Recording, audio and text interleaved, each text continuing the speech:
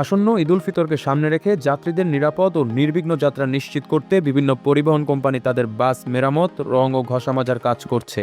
ঈদকে সামনে রেখে রাজধানীর মহাখালী বাস টার্মিনালে বেড়েছে শ্রমিকদের ব্যস্ততা। মেকানিকরা বাসগুলোকে চলাচলের উপযোগী করতে দিনরাত কাজ করছেন। শ্রমিকরা জানান, সড়কে নতুন করে গাড়ি সার্ভিসে দিতে চলছে মেরামত ও প্রস্তুতির কাজ। তবে ঈদকে সামনে রেখে গ্যারেজগুলোতে কাজের ব্যস্ততা বেড়েছে। ঈদের বাজার এর জন্য মানুষ কাজ করাইতেছে, বেশি দিন না, 4-5 দিন লাগবে। রং টং হয়ে গেলেই মনে করেন যে ঈদের মধ্যে গাড়ি চলাফেরা করবে রাস্তার মধ্যে, বিভিন্ন জায়গায় যায়, যশোর, সাতক্ষীরা, খুলনা, এদিক নানান জায়গায় যায়। ঈদ উপলক্ষে স্পেশালি বেশি হয়, ঈদ ছাড়া কমে হয়। মহাখালী বাস টার্মিনাল ঘুরে দেখা যায় শ্রমিকদের দম ফেলার ফুরসত নেই। পুরনো বাসগুলোকে নতুন করে সাজিয়ে তুলতে বাসের বডিতে দেওয়া হচ্ছে বিভিন্ন রঙের প্রলেপ, পাশাপাশি ইঞ্জিন সহ গুরুত্বপূর্ণ যন্ত্রাংশ মেরামত করা হচ্ছে।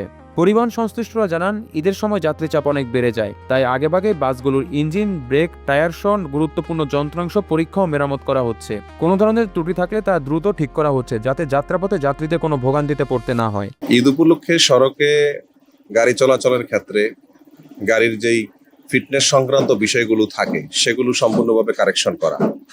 আর একটা বিষয় হচ্ছে, যেমন ধরেন গাড়ি ডেন্টিং, পেন্টিং করা, তারপরে হচ্ছে গাড়ির আমাদের পরিবহন ভাষায় যেটা বলে সার্ভিসিং।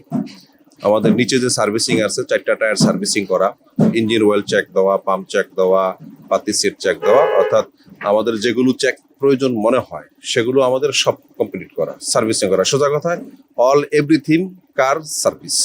আমি অল কমপ্লিট করে গাড়িটা রোডে ছাড়বো, যেন কোনো যাত্রীর ভোগান্তি না হয় এবং সে যেন আপ ডাউন টিপটা ঠিক মতন দিতে পারে। এটা আমি কেউ চাবে না, আপনিও পার্সোনাল গাড়ি ব্যবহার করেন, কেউ চাবে না যে একটা গাড়ি রাস্তায় গিয়ে জানকুরুটি হোক।